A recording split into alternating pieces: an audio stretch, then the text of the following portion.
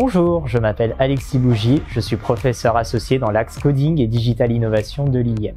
Donc dans le cadre du prix de l'innovation dans la catégorie pédagogie, je vais vous présenter un bot Discord prénommé Bernabot.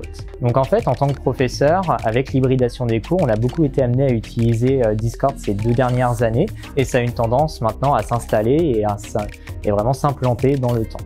Et donc on a souvent des problématiques en fait où on est amené à créer différents serveurs Discord, notamment pour gérer des équipes d'étudiants dans le cadre de projets ou dans le cadre de hackathons notamment.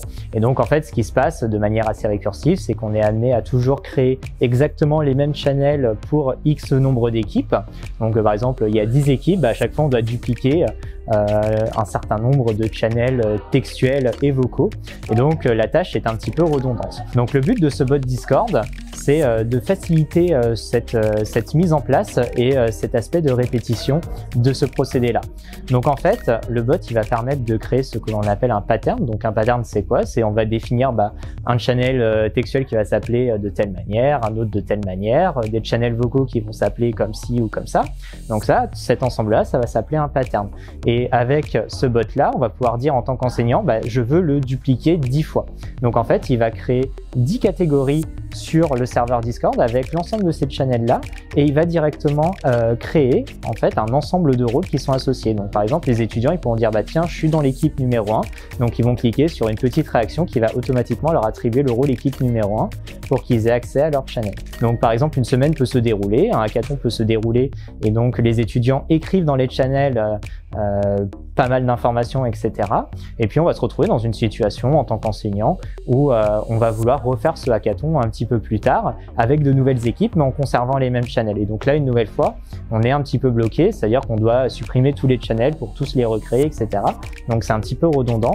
Donc une des fonctionnalités complémentaires du bot, c'est en fait de faire ce que l'on appelle un reset.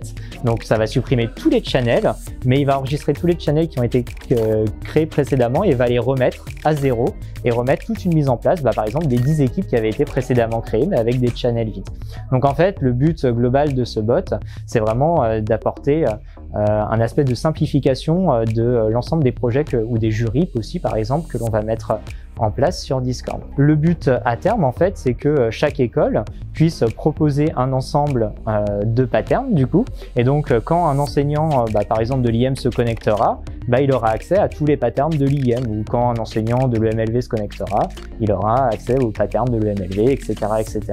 Donc c'est un modèle qui pourrait se répliquer sur n'importe quelle école, et donc c'est quelque chose qui va pouvoir s'implémenter temporellement et venir aider finalement à la mise en place de projets Discord pour les équipes enseignantes.